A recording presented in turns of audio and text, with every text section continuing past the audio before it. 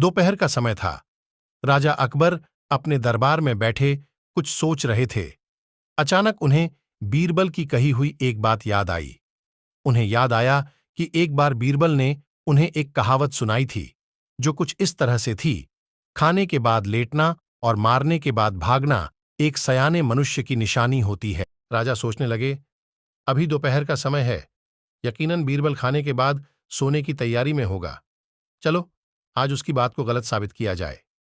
यह सोचकर उन्होंने एक सेवक को आदेश दिया कि इसी वक्त बीरबल को दरबार में उपस्थित होने का संदेश दिया जाए। बीरबल अभी खाना खाकर बैठे ही थे कि सेवक राजा का आदेश लेकर बीरबल के पास पहुंचा। बीरबल आदेश के पीछे छिपे राजा की मंशा भली भांति समझ गए। उन्होंने सेवक से कहा, तुम थोड़ी देर रुको, मैं कपड़े बदलकर तुम्हारे साथ ही चलता हूं। अंदर जाकर बीरबल ने अपने लिए एक तंग पजामा चुना। पजामा तंग था तो उसे पहनने के लिए उन्हें बिस्तर पर लेटना पड़ा। पजामे को पहनने का बहाना कर वे थोड़ी देर बिस्तर पर ही लेटे रहे और फिर सेवक के साथ दरबार की ओर चल दिए। दरबार में राजा बीरबल की ही राह देख रहे थे। उनके वहां पहुंचते ही राजा ने पूछा, क्यों बीरबल, आज खाने के बाद लेटे थे या नहीं? बीरबल ने जवाब दिया, जी महाराज, जरूर लेटा था। यह सुनकर राजा को बहुत गुस्सा आया।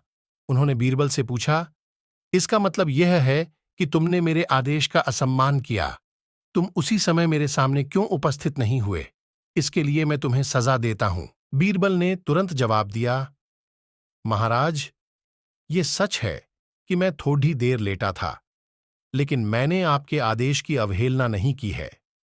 आपको मुझ पर यकीन न हो तो आप सेवक से इस बारे में पूछ सकते हैं।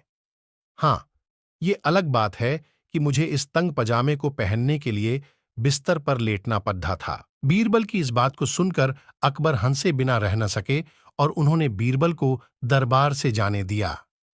कहानी से सीख।